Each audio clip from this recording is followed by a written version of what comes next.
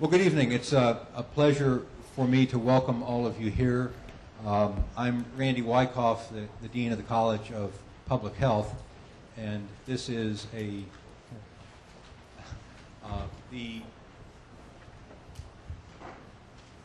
February Leading Voices in Public Health lecture. What makes this one somewhat unique, and I want to acknowledge the co-sponsorship, not just of the College of Public Health and the Public Health Student Association, but also the Office of Women in Medicine, the College of Nursing, the Women's Resource Center, and the Women's Studies program. And that broad range of sponsorship and co-sponsorship, I think, reflects the interest that we all have, not only in what's being discussed tonight, but also in the broader issue of interdisciplinary cooperation and collaboration.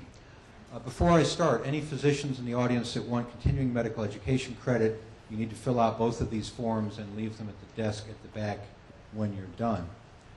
And at previous lectures, there are some seats here in the front if folks want to come forward, and they're also bringing some more in the bag. We're going to stare. At previous lectures, I've talked about the fact that in the federal government, despite what many people think, it's quite a remarkable meritocracy. And there are very few people that you will meet who have risen as far in the federal system as our speaker tonight.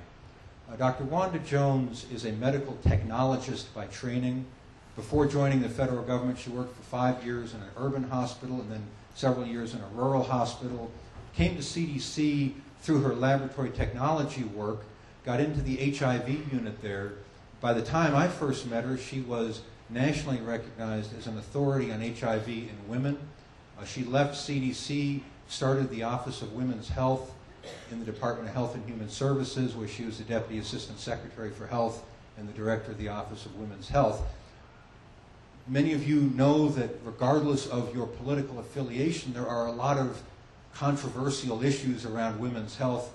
Dr. Jones was able to negotiate them for a period of 11 years, during which time she became an internationally recognized authority on disparities in women's health, on issues of domestic violence, on HIV, heart disease in women, and the list goes on and on.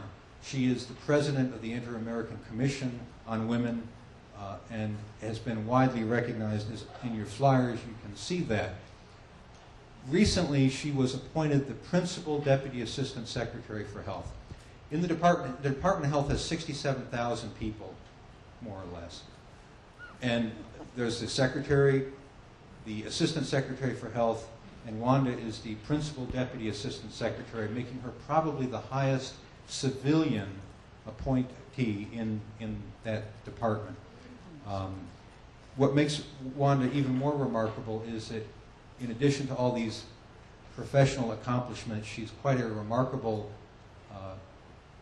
outdoorsman and equestrian, and really is a great leader, advocate, and without a doubt a wonderful leading voice in public health. So please join me in welcoming Dr. Wanda Jones.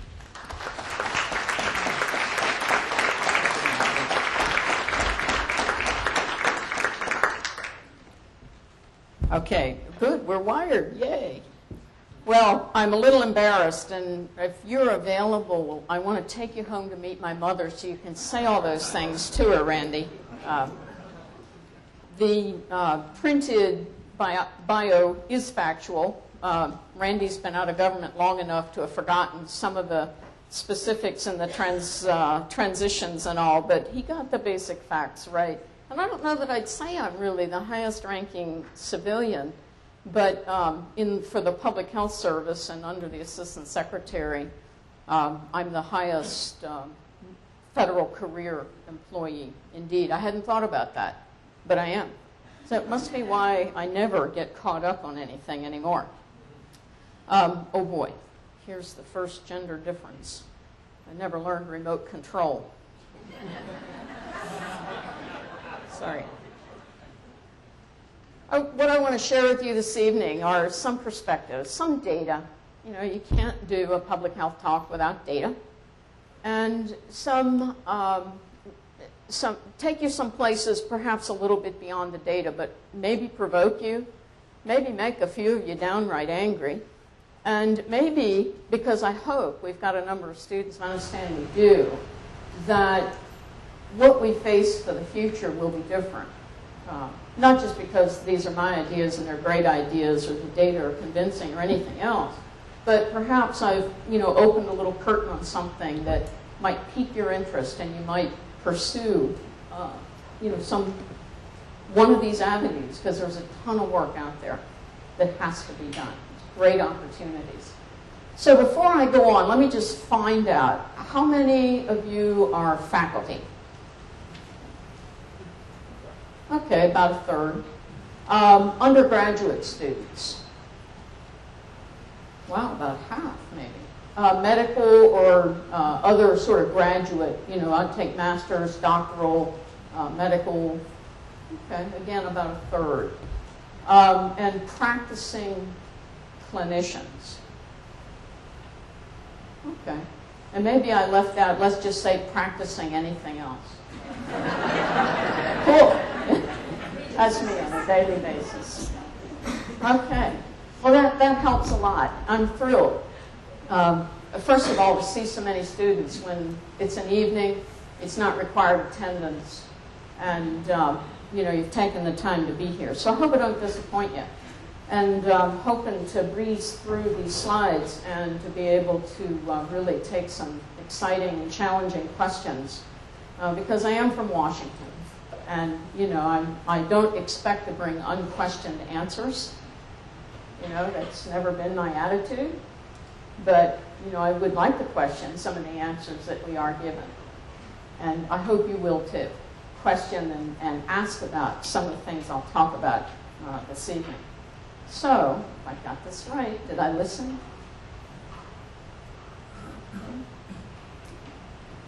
Bifocals are not helpful here. Oh, thank you. Okay, it's like a trigger. I shoot too, but I don't usually tell people that. Okay, so facts of life. These aren't the fun facts of life.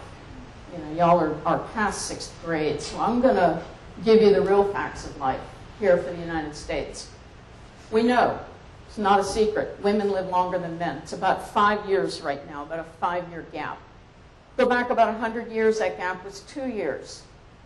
Middle of the century, shortly after World War II, that gap expanded to better than 7. In fact, was approaching 9 years, women living longer than men. But the gap has closed again to about 5 years. Anybody have any ideas? Maybe why? Women smoking? Anything else? Well, we do have better medical care. And for men particularly, with heart disease being their #1 killer, there's better acute care for those coronary events that in the past would have been fatal. So, men are doing a little bit better. There's still about a quarter of the population smoking. That was a form of equality that women should never have pursued. Our numbers peaked at about 42% in the 60s and have dropped back down to about 22% of women smoking. But women who smoked after the war and into the 60s are now the casualties of that smoking, and it does affect the overall calculation of life expectancy. We know in birth rates, more boys are born every year than are girls. It's about 1.5 boys born for every 1 girl. And I don't know where that half boy goes. But, again, statistically, when you look across then the life cycle, the male numbers decline. And I'll come back with a little snapshot that partially explains some of that. Here in the United States, we've got the Civil Rights Act that Title VII covers and guarantees equal access for men and women, boys and girls. And, this goes into education, it goes into public facilities, it goes into all kinds of stuff. Women use more healthcare services across the lifespan. We know this is dominated earlier in life by their need for reproductive health services, but women's use of healthcare services is, even when you remove that, is greater. And average life expectancy, as I said earlier, the gap is 5 years. Average life expectancy, 78 years. slightly less in rural and frontier areas. Some estimates I've seen, we don't have really good national data, but some estimates I've seen are around age 75. And then differences also by race, ethnicity in this country, where Asian populations have the best life expectancy overall at around 79, white population around 78, African American about 4 to 5 years less than whites, and American Indians 71 years. So again, we'll wrap back around some of this. This is the healthcare. Consider these sorts of some of the systemic factors, some of the outputs for U.S. healthcare.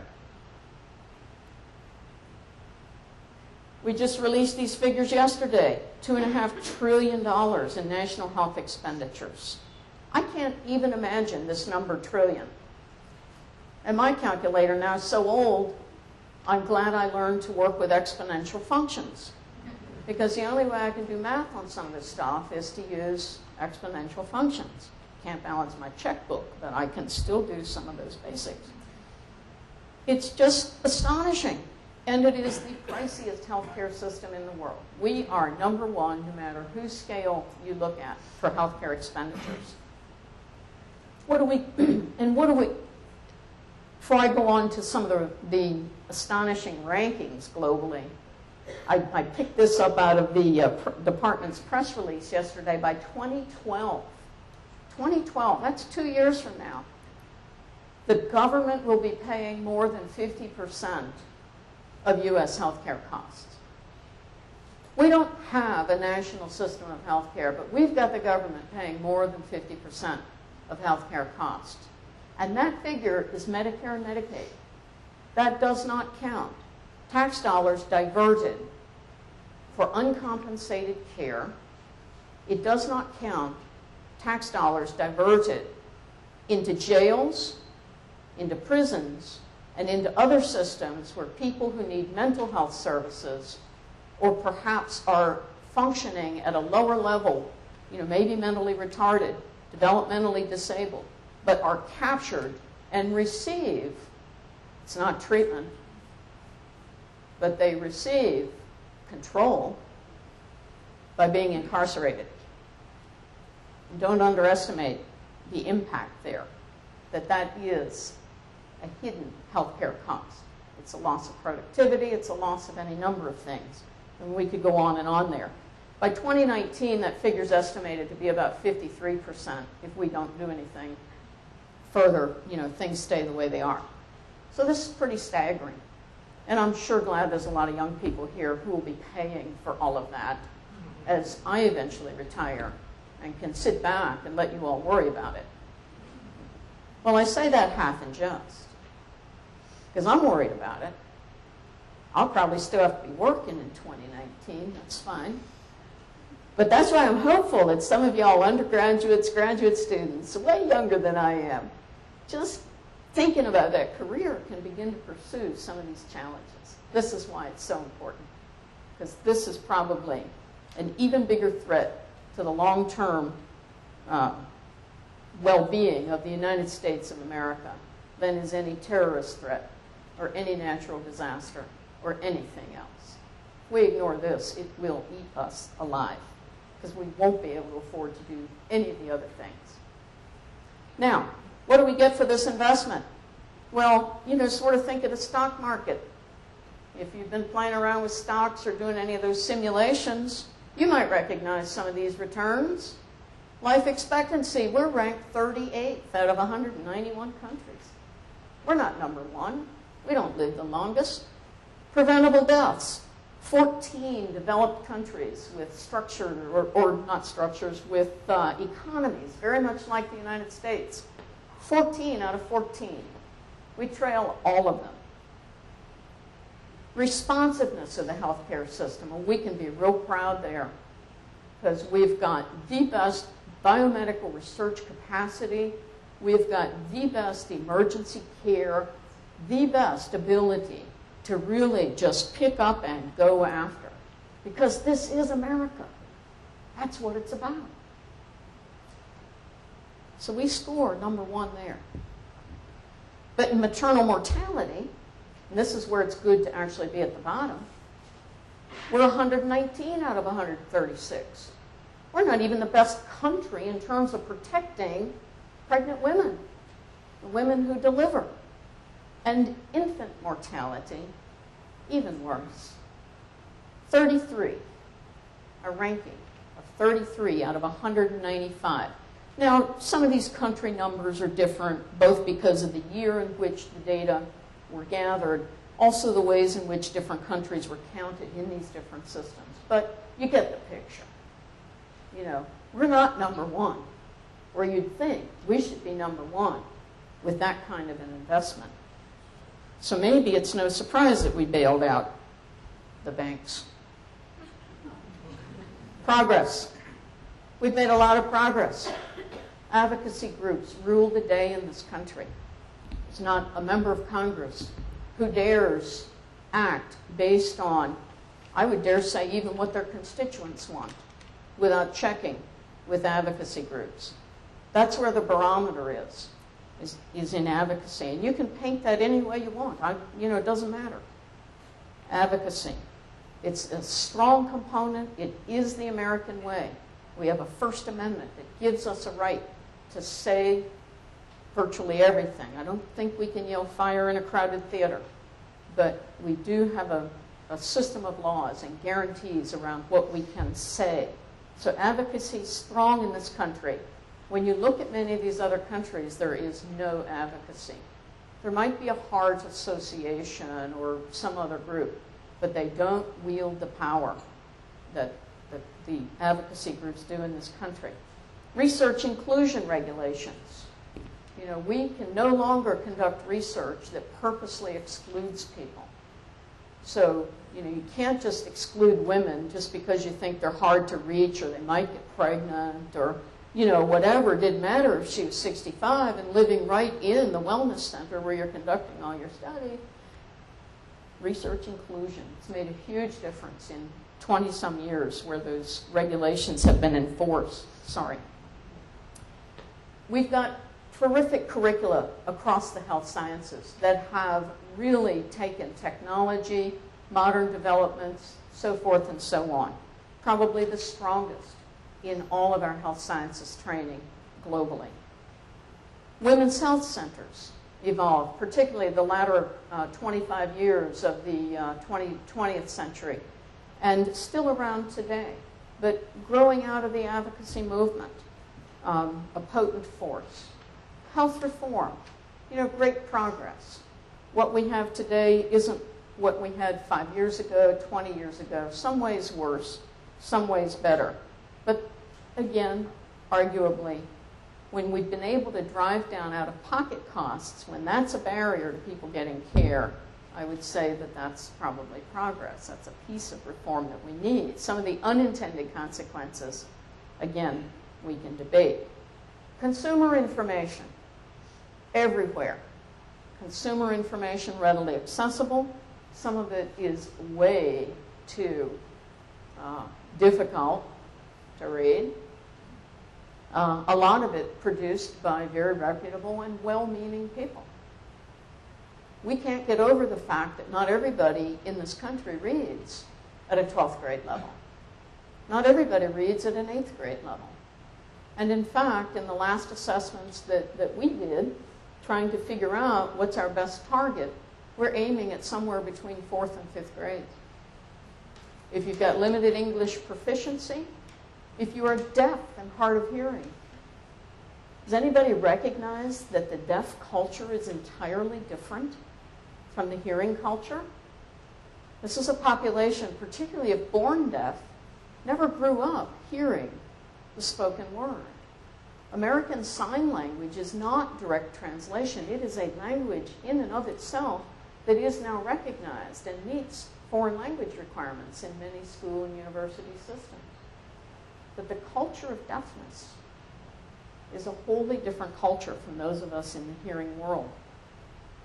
But the deaf community tends also not to read at the same levels because they haven't heard those words spoken. The words do not mean the same. Telemedicine.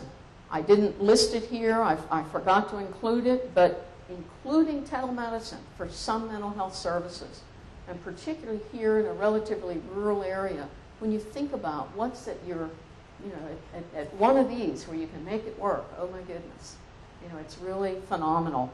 DOD is doing some amazing work getting telemedicine to people who don't have access to mental health treatment facilities, who have suffered traumatic brain injury and post-traumatic stress disorder and so forth.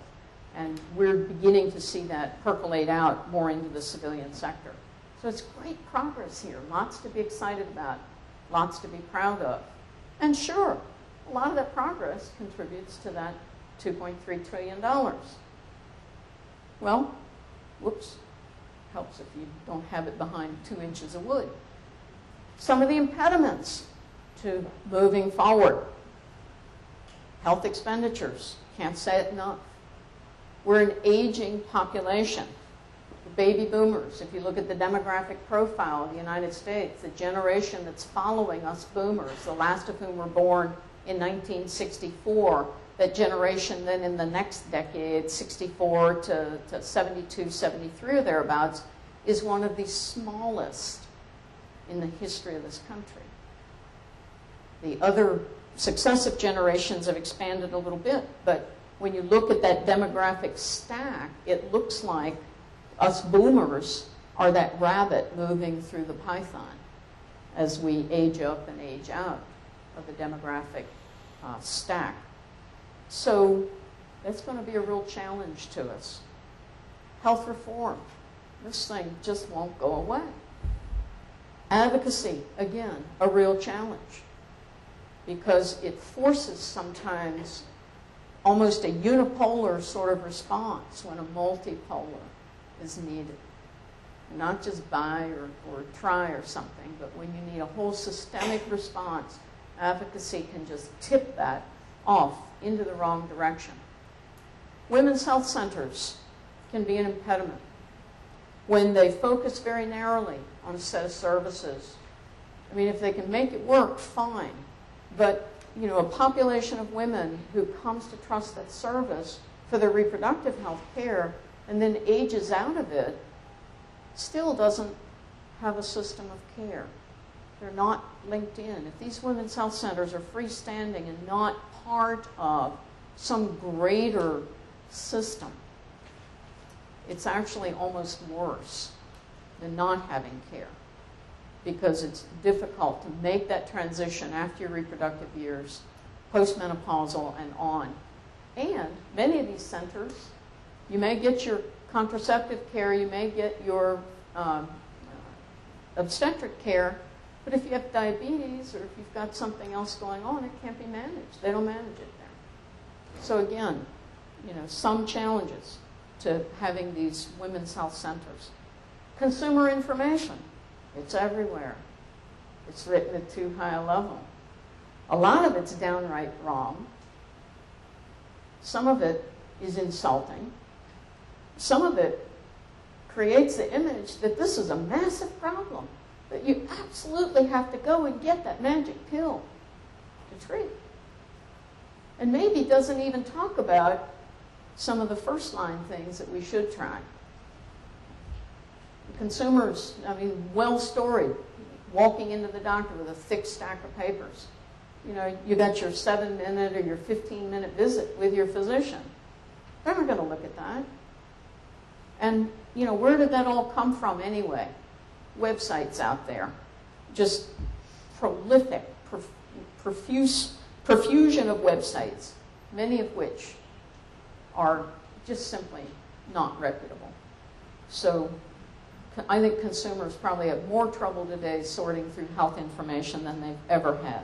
And yet they have more resources available at their fingertips. And then also not listed here, related to telemedicine. Great advances.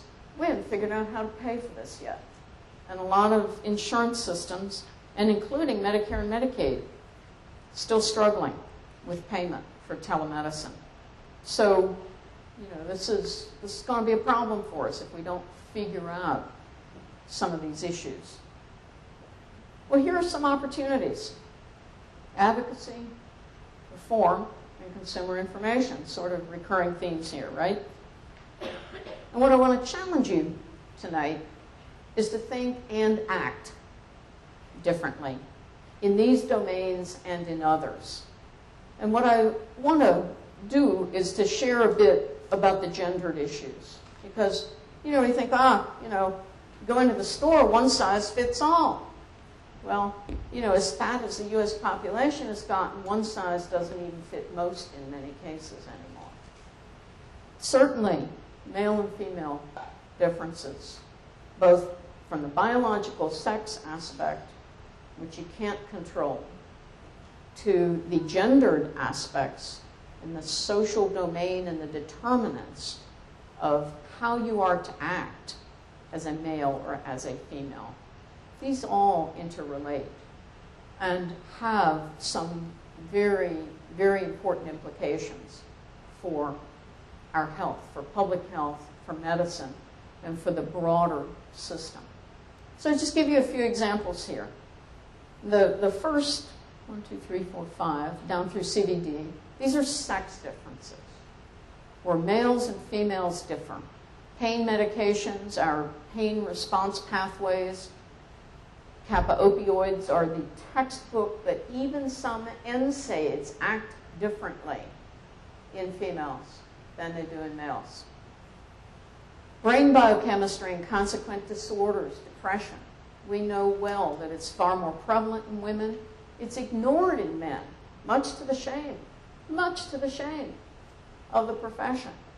The estimates were 10% of men. Figures might actually be closer to 20 or 30%. What often happens for a man with depression is he gets into substance abuse, or he's smoking, because tobacco happens to be readily available, legally available. The person's over age 18, anxiolytic, and can help modulate some of those feelings that could be associated with depression. But substance abuse, broadly, tends to be how men will self-medicate, and that will just not be discerned in the medical encounter, that the underlying reason is depression. Schizophrenia, wholly different natural history of schizophrenia. More prevalent, appears younger in men, in males, comes on far more insidiously and is just horrible for women. Much later age of onset for women, and often associated sometimes with psychotic breaks or other sorts of things. Different trajectory, different brain chemicals. We don't think about the brain as an organic system in and of itself. It's perfusing our bodies with chemicals all the time. So good treatments, but poorly understood and presumed to be the same, or only a woman's disease in the case of depression, but it's not. Osteoporosis. You think of osteoporosis, you think of women. 20% of cases are in men. Men don't get worked up. Well, they get worked up, but men don't get assessed for osteoporosis. See how important language is? English is so funky. They don't get assessed for osteoporosis, and yet they may be highly vulnerable. Why is it that a break after age 50 in a woman is like a cardinal sign, but the same break in a man isn't? The heck's that about? At least think about it. Maybe they're not in risk categories, but they shouldn't be presumed not to have osteoporosis. Cardiovascular disease, far more prevalent, far more deadly among men. More women, numbers-wise, die of cardiovascular disease, although they tend to be older. And yet, for women, the problem has been women weren't assessed for cardiovascular disease. The presumption was, women don't get this. I think some people read the first paper out of Framingham that basically said women don't get heart disease. Women were enrolled in Framingham from day one.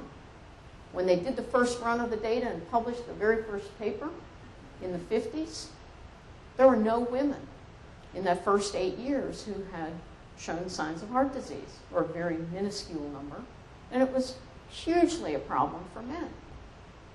10 years later, they had to retract that finding because it took about 10 years longer for women to show heart disease. Framingham is a model of studies for inclusion and for the breadth of issues that they have looked at to tell us so much about male-female differences and similarities.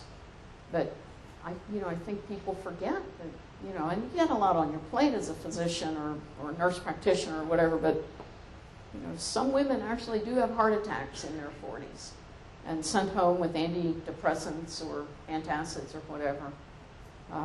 Probably not a good approach. And finally, violence and injuries.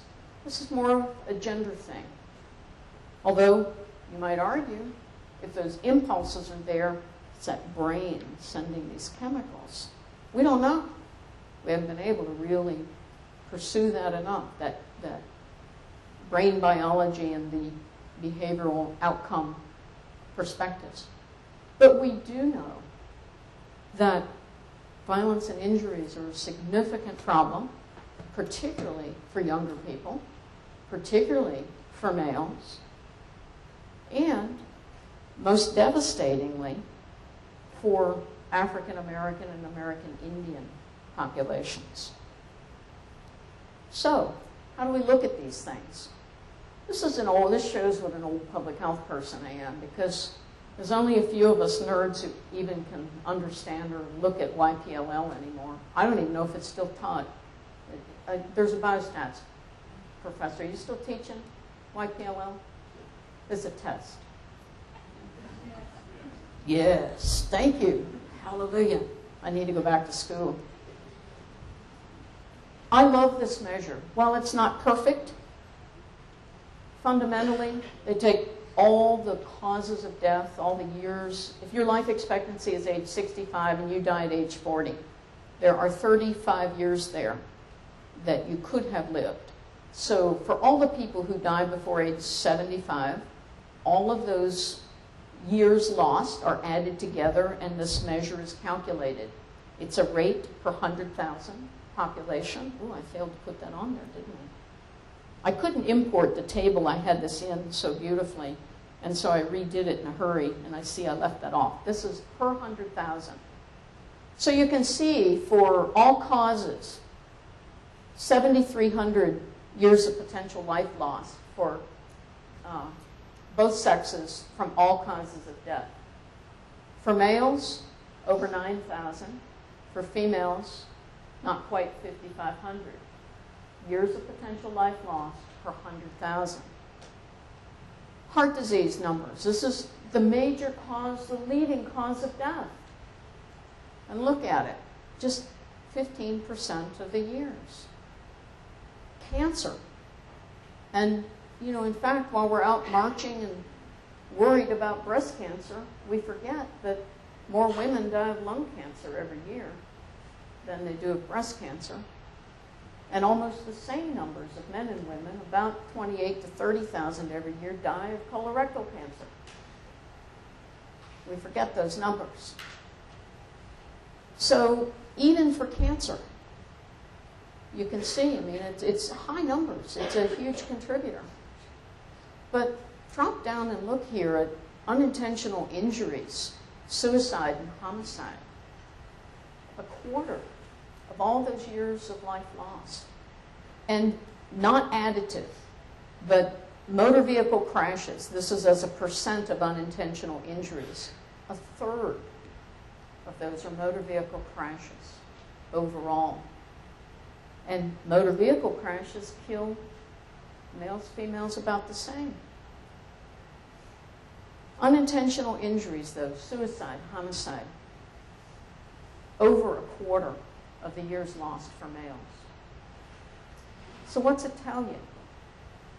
What's this suggest to? Oh, and I will confess that if a lot of people die of something, a lot of people die of cardiovascular disease, the YPLL will be large because you get a whole bunch of people that you're summing together, even if it's only 3 or 4 or 5 years for each one lost. But it's staggering to think about when you think in sheer numbers of leading causes of death. Unintentional injury, suicide, homicide don't make the national list of leading causes of death for either males or females, unless you sort those out by age and then by race, ethnicity. So this is staggering. These are preventable deaths in many cases. And it makes you wonder. Toxic male culture, really tough being a guy. And it's not because women's live. Bull. Don't buy that crap. It's tough being a guy. It's tough growing up in a community where no one understands the value of respect unless you carry a gun, unless you got stuff, unless you're somehow. It's not coming from within. It's from other places. So many of these homicides are about respect. There's something in the male culture that's become very, very toxic here. And it's costing us dearly. And needless to say, obviously, the car culture isn't helping us a lot either. The cars are being made safer. You know, we actually have fewer deaths on the roads every year because cars are being made so much safer. But you can still be an idiot and find a way to wrap it around a tree and all the airbags and all the safety devices in the world. Whether you're drinking, whether you're texting, whether you were just talking to a friend, or you reached back to grab the baby, or whatever it is. Tragic and horrible circumstances that are within our control. These are preventable. So back to that slide. We're 14 of 14 developed countries. Now, if we were so good, think about these 14 countries. I wish I'd remembered to bring that paper with me. I ran off without it. Every one of these countries has a national health system. And Canada, our much maligned neighbor to the north, has a 2-year longer life expectancy than does the United States. Largely because of prevention. I'll be the first to tell you, because I've worked with the Canadians on their data and statistics about 8 years ago.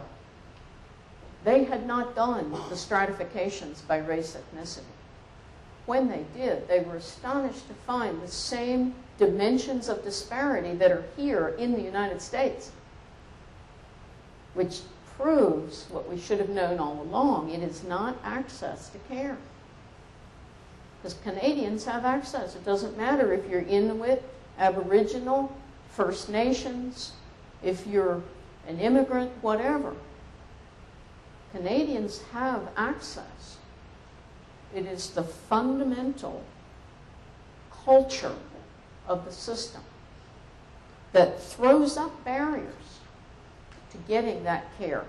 That even when you get into care, if you're not respected, you're given something that is totally irrelevant, a diet that does not comport with your faith system, a diet that you can't even get those foods in your neighborhood. How do you achieve the kinds of outcomes that the well-meaning provider intends for you to have? But of course you're labeled difficult, non-compliant, or the nice new term, non-adherent. It's easy for us. It's so easy for us to do that.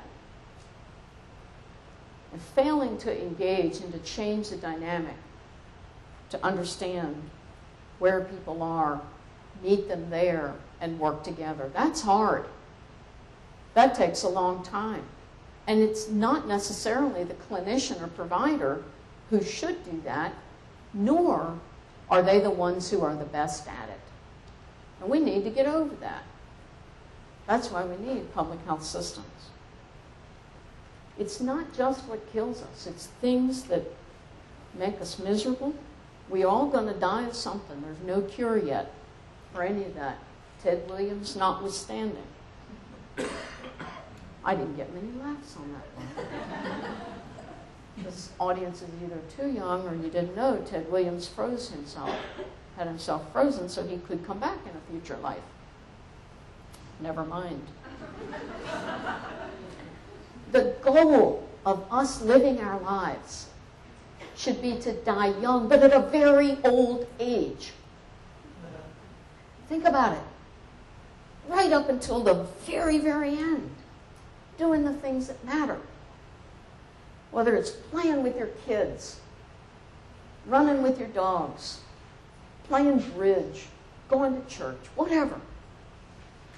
Think about this life cycle. Starting over here on the left in the early years, you know, whatever your image of a perfect life cycle should be. It's what our parents wanted for us. It's what their parents wanted for them. It's what we want for our children. It's what we want for this nation, for everyone to have this potential. The school years, the work years, home leisure, and an end of life that is within our control and preserves our dignity and respects us first as human beings. These are all factors of biology, gender, and ethnicity. What sorts of things make this ideal difficult, miserable, impossible to achieve? Well, think about how we address these phases. And these things may not apply to you, but they may apply to people you know and people you've worked with. Do child-focused services have a strong connection to health, to public health? Whether it's child care, whether it's child enrichment programs, is there, in fact, a connection at all to health and public health?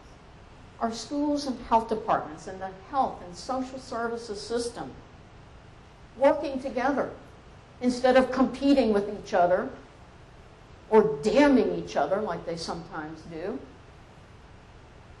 And by the way, where is the mental health system anyway in that mix? Because when I say health system, the mental health system is part of it. I don't believe in the blood-brain barrier. That should have been debunked 50 years ago. But it has been institutionalized for over a century by the Declaration of Medicine that the brain was an impenetrable and private organ. We know better today, and yet we act like mental health somehow has nothing to do with our physical health and well-being. Is the workplace safe? Does it provide health and wellness services, insurance, supportive services? Does it really facilitate maximal employee productivity? Wow, wouldn't that be a dream state? What enrichments and supports are available for the elderly, for people with disabilities? Are they warehoused, left alone to their own devices, neglected? Are those services connected to health, to the social services system? We wonder why our numbers are so poor. Because while we might dream of a system, and we call it a system, it isn't. Because it's a free country. And you're on your own to be the entrepreneur for your own health, whether you got insurance or not. It's not that we want a nanny state where I'm going to tell you where to go and you where to go and you where to go, because quickly you'll be telling me where to go. That's not what we're talking about. But we're talking about systems that while you still have this capacity to interact with all of them, they are talking to each other.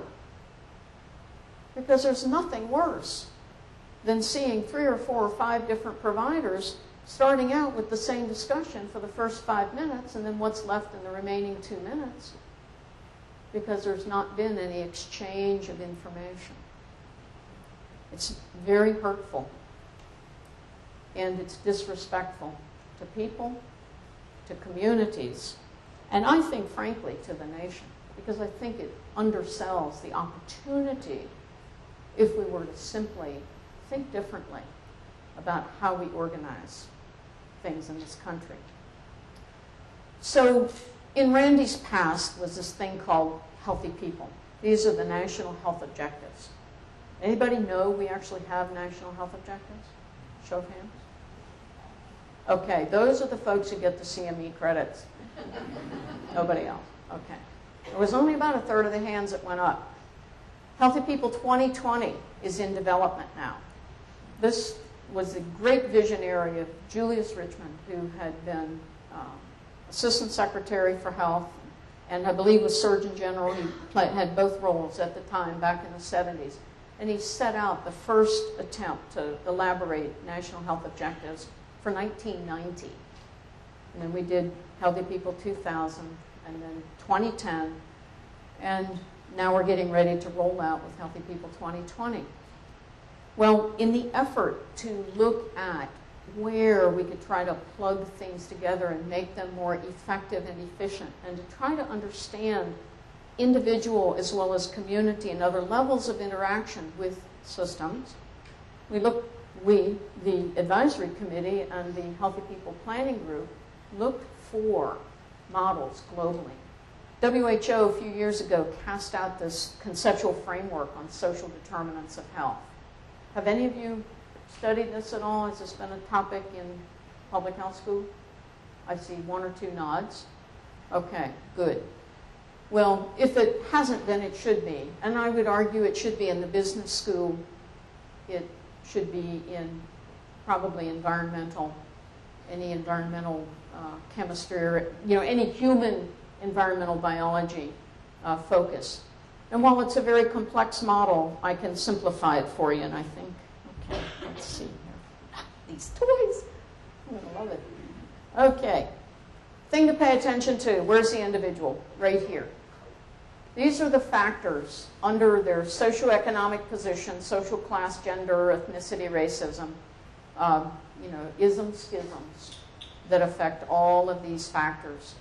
Individual with an opportunity for education, for a decent work, meaningful occupation, and decent income to support the family. Now, you as an individual are almost powerless to control any of this stuff. Yeah, you make some decisions, you decide to come to ETSU instead of to Penn State, but, sorry, had to get a little plug in. What happens is actually over here in this larger context, socioeconomic and political. This is where the controls are. It's your governance, economic policies, social, public policies, and culture and societal values that all interact with individual opportunities for attainment. And to some degree, obviously, because you can vote or you can influence some of these policies. The arrows go both directions.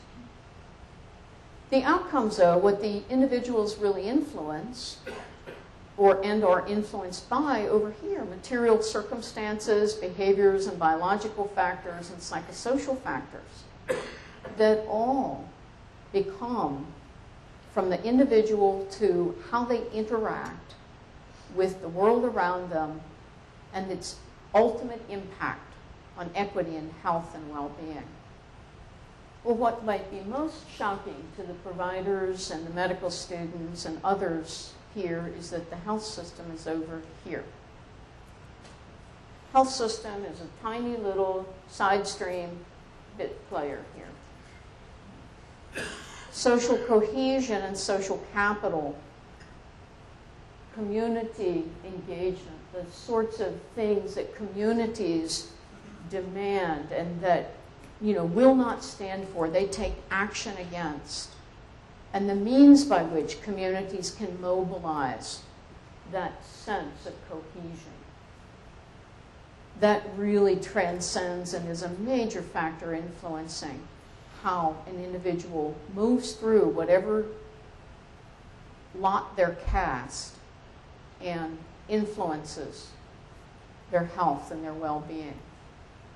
This model will be underpinning Healthy People 2020.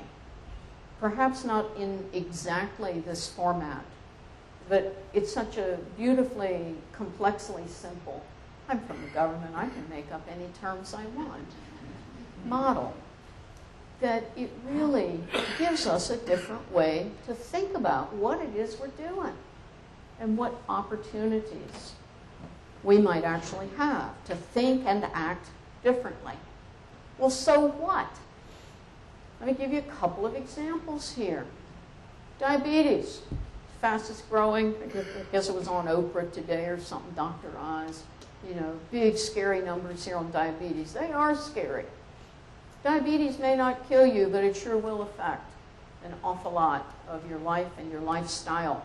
Affects almost equal numbers of males and females. We know that self-management is highly effective. It is easily taught, that it makes a difference in outcomes. Healthcare provider visits, diabetes education classes, A1C tests are about equal between men and women. They both engage at about equal rates, and yet men are less likely to perform self-monitoring. Now, I don't get that. There's a handy little gadget that's involved. I think they're afraid of blood. But I also think it's something about the toxic male culture. I can beat this, I'm strong. I don't feel those effects. Well, what we know from the data, one of the biggest disparities in diabetes outcomes is lower extremity amputation, LEA, and women are less likely to suffer one because they manage the diabetes better than the men do. We've tried to go to class. You know, they're not compliant. Well, we should actually know something a little different here. And I think this is an opportunity. By using sex-specific management and quality of life issues. Now, when I directed the Office on Women's Health, we funded 12 grantees for our advancing system improvements through Assist 2010, through supporting targets for Healthy People 2010. Barbara Levin's here from one of our grantees here in Tennessee. Yay! Well, among her peers at the directors meeting last year when they were sharing outcomes, here were two factors that came up. The men listened as soon. The diabetes educator realized he wasn't reaching the men, so he took them off in a different room. Hey, guys, because they had never talked about sex. They'd never talked about erectile dysfunction in the mixed class. I guess it's not in the curriculum. I don't know. But they took them off into a separate room, mentioned this. This was like psychological whiplash. These guys stood up and paid attention, sat up and paid attention. Like, whoa, what are you telling me here? And they were achieving, within 3 months, they were achieving better adherence, self-monitoring, A1Cs, you name it, for the men. And for the women, when diabetes complicates your continence, and you're having to wear a pad or a brief all the time, because you can't go anywhere, you don't trust yourself, and diabetes complicates that. Well, there are tools that can help with that, both non-pharmacologic as well as very, very good pharmacologic options. But no one was talking about these things. Significant quality of life issues for people with diabetes. So you get them in your class, think about, taking them off differently. Because, boy, nobody wants to talk about urinary incontinence. You'd think that was sex. I think it's easier to talk about sex than it is to talk about urinary incontinence. Well, here's another so what. Violence. Well, we've heard all the stories. I've already shown you some data. And we know men are more likely victims of community violence, women more likely intimate partner violence, girls about twice as likely to be molested, childhood sexual abuse than are boys, and in people with disabilities and older adults, the most vulnerable, aside from children, in our population, at risk from caregivers, family members, intimate partners, and community violence. So go back to this model. and think about the opportunities that we might have for making a difference in violence. Well, we know, whoops, whoa, I hit the wrong button. It had a bunch of buttons, sorry. We know that weak laws can make a huge difference. An abuser can be allowed access back to his victims or her victims. Restraining orders that are not enforced or are not even allowed because for some reason they didn't conform. Poor social support structures that mean that people don't know about the kinds of options that are available to them. They're hard to get to. Shelter facilities that are not accessible to people with disabilities. Shelter facilities that won't allow male children, especially over age 12. Think about some of these issues. Think about some of the stressors people live under, and community support and norms around the acceptance of violence. Culture and societal value, which does feed up into that. The media influences where it's all glorified. And, they don't die, they come back next week. They're ripped up, shot up, torn all to pieces, and they're back next week. It's this total dissociation. All of it, again, interacting. Class, gender, ethnicity. So again, our think differently opportunity.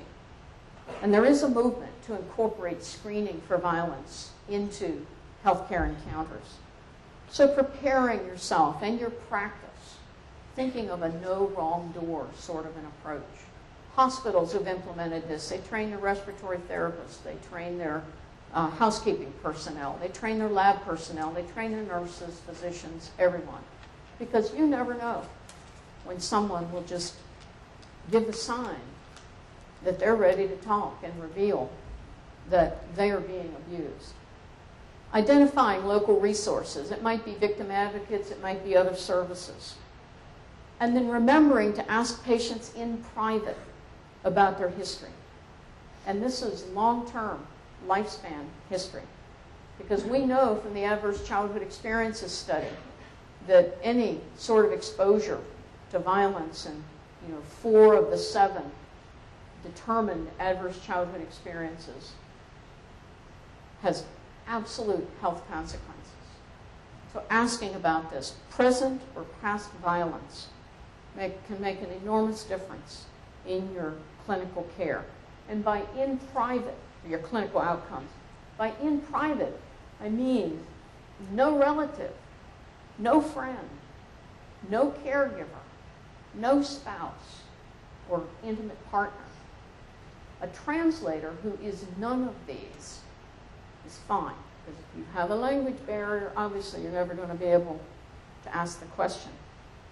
But being prepared to ask the question, there's a huge movement in this direction, and it will significantly change outcomes for a significant number of the population. But we have lots of excuses for not thinking about this. Violence isn't a health problem unless somebody's got an injury and then I can sew them up or bandage them or fix that broken bone. Or it's none of my business. What happens in the home, that's none of my business. And we hear this all the time. Well, some people are just more prone to falling and they bruise easily. So, and some people will explain away the black eye, the bruises on their body. Someone who has a disability confined to a chair might be incontinent and might have some soiling. Well, that's going to happen. She's in that chair. There's really not anything I can do without thinking about the possibility that toileting is being withheld as a form of abuse or punishment, changing the diaper or catheterizing, whatever. None of that's being provided as a form of abuse. Oh, this is such a nice family, and she is so devoted to him. I heard somebody tell a story about a woman who had been abused throughout most of her marriage, but they were a fine, upstanding, rather wealthy family, prominent couple in this community. He developed Alzheimer's. She was beating the tar out of him.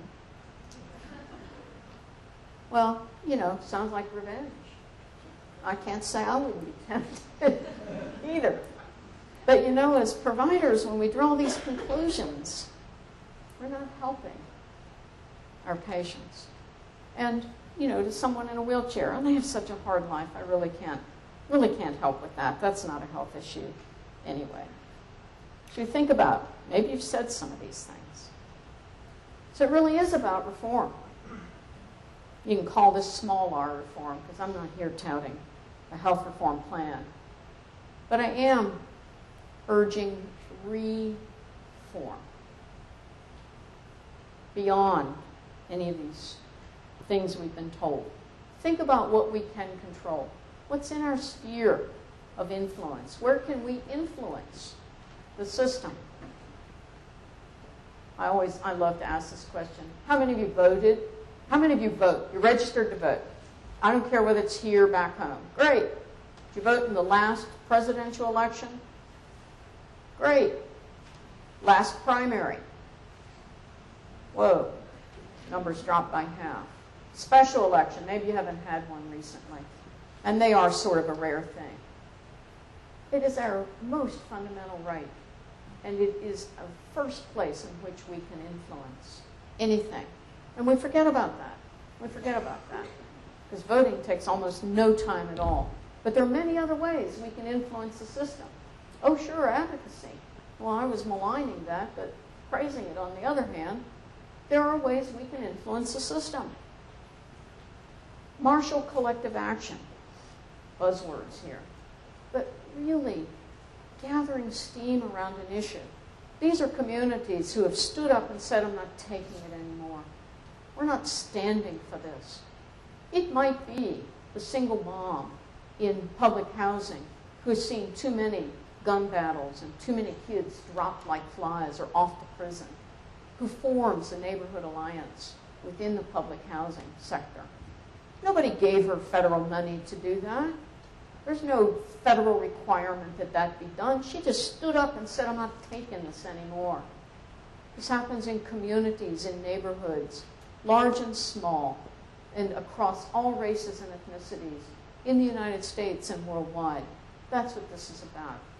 And that's what one thing we do really, really well in the United States. So my question for you is really, when can we start? Because it really already feels like it's too late. Thank you all very much.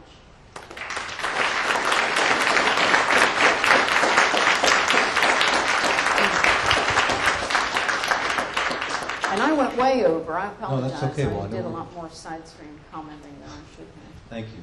A few questions for Dr. Jones.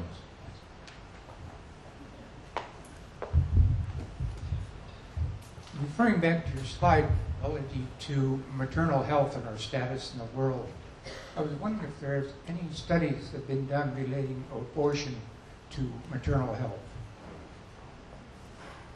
You know, there may be. I'm just not familiar with them. I know globally, in countries with the most restrictive reproductive health access, they have the highest maternal mortality.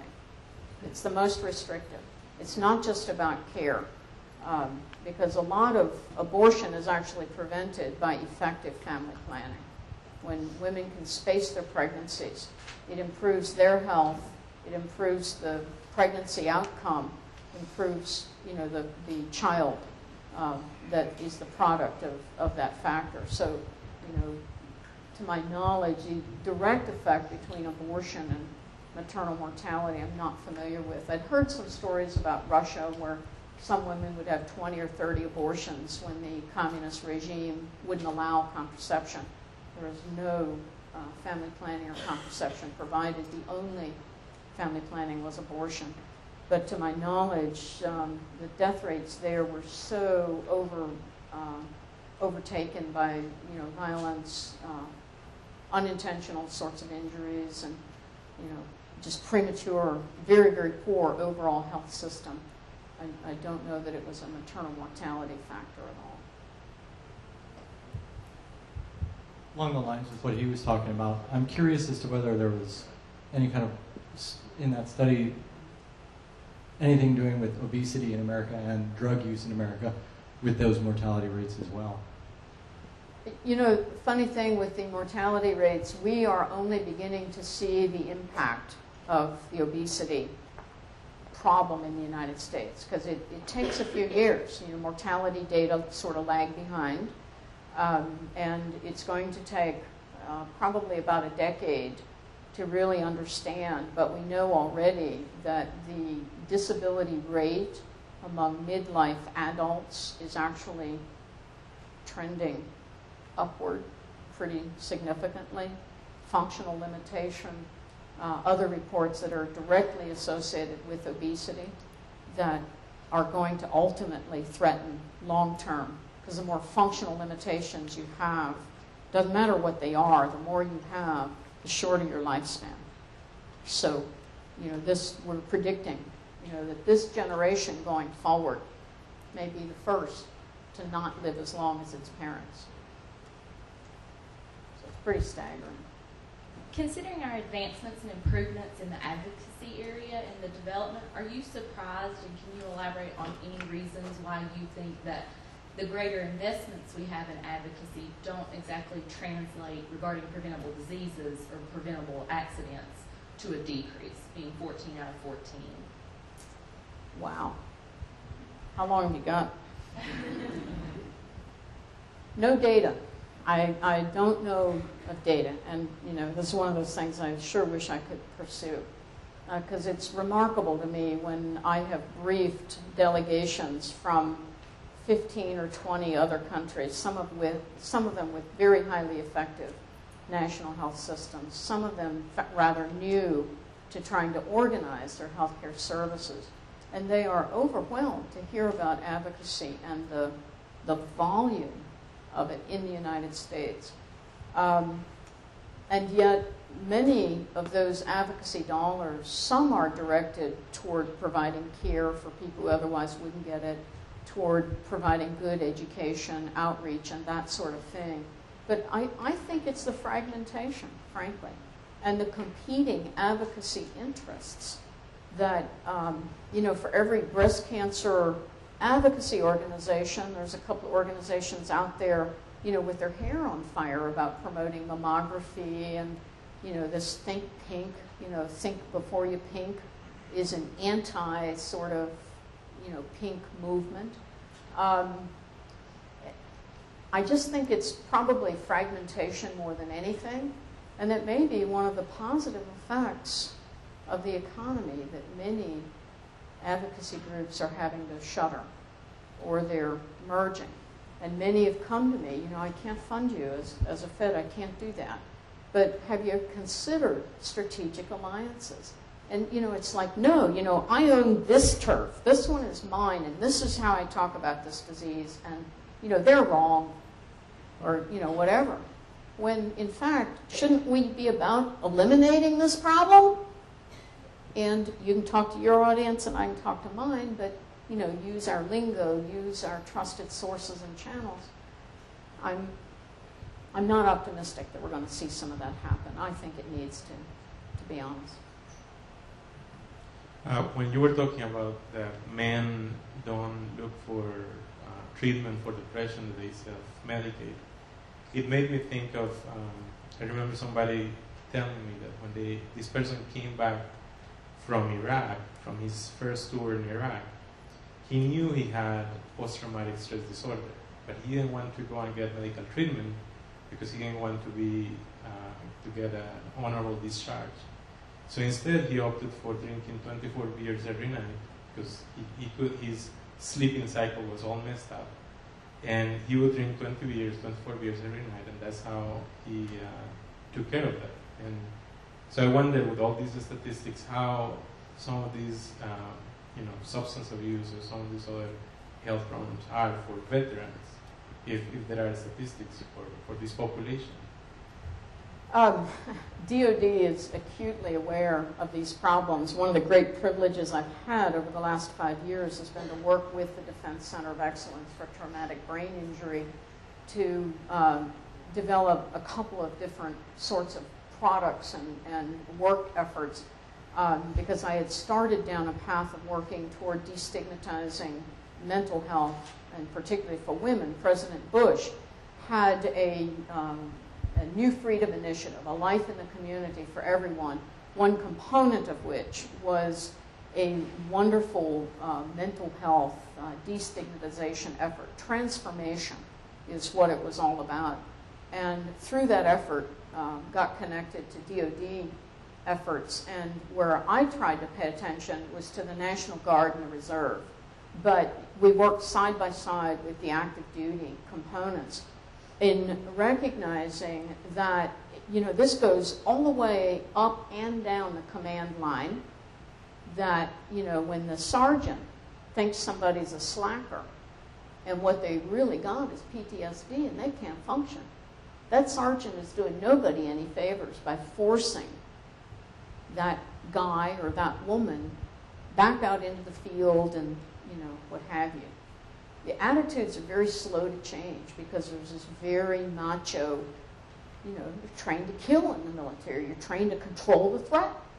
And it's very, very difficult up and down the command line to change those attitudes, to really work within that culture. But it is changing.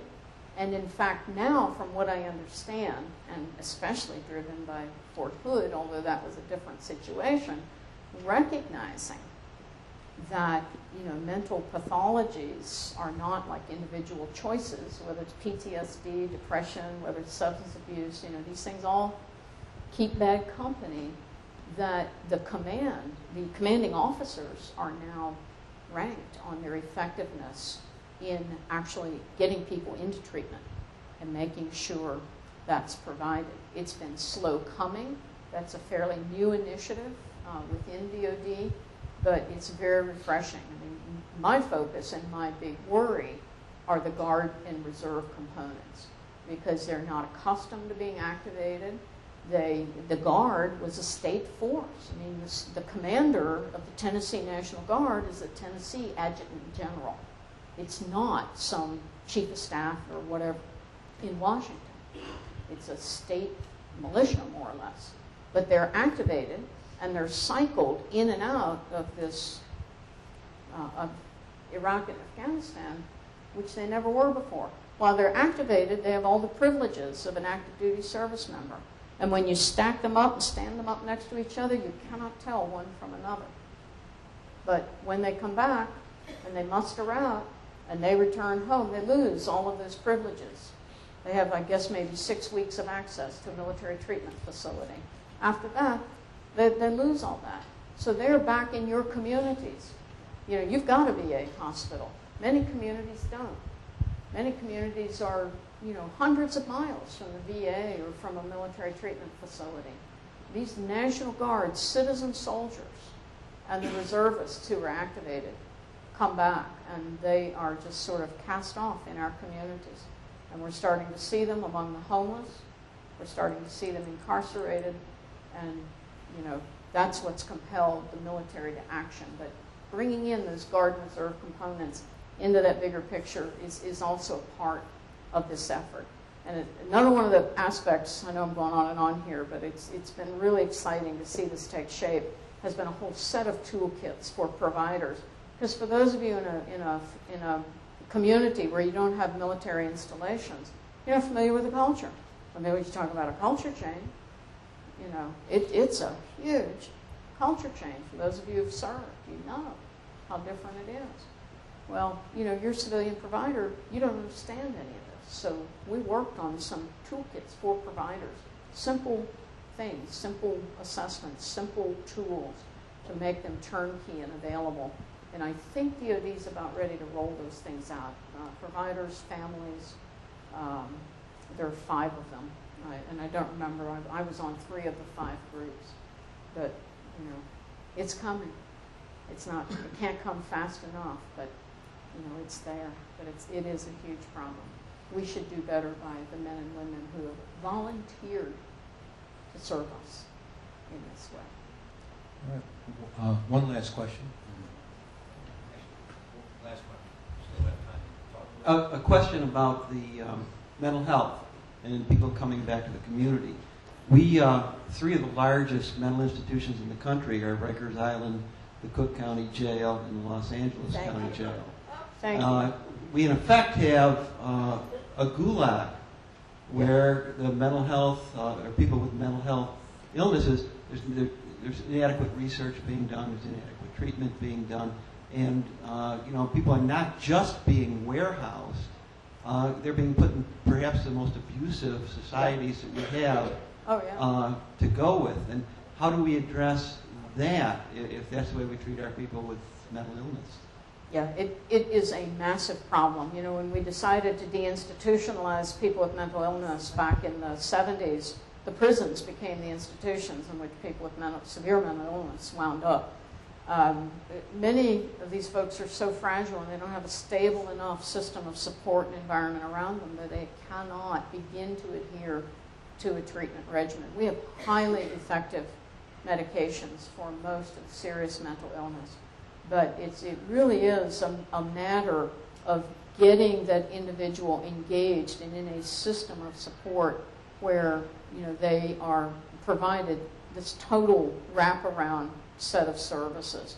The few models that have tried to pursue this really take a very holistic and community-wide sort of an approach, and they're really showing promise, but they are costly. But what's it costing us to, in prison? It costs more to keep someone in prison or jail than it does in a nursing home, was the last estimate I saw. So, that's pretty darn staggering. That's when you add in all the costs.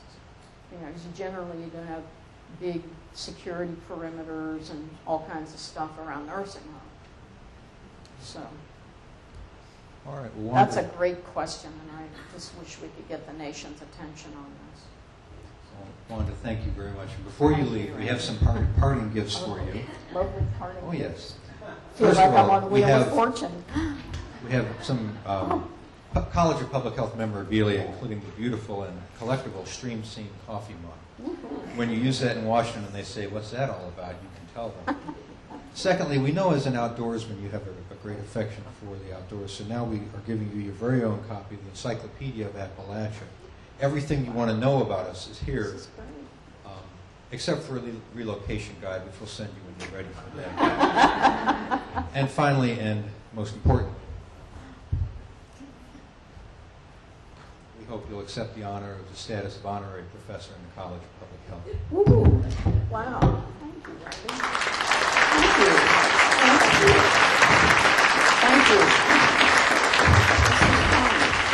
I hope I earned it. Thank you all for coming. We will send out an email about the next lecture as soon as we have it finalized. Thank you and good night.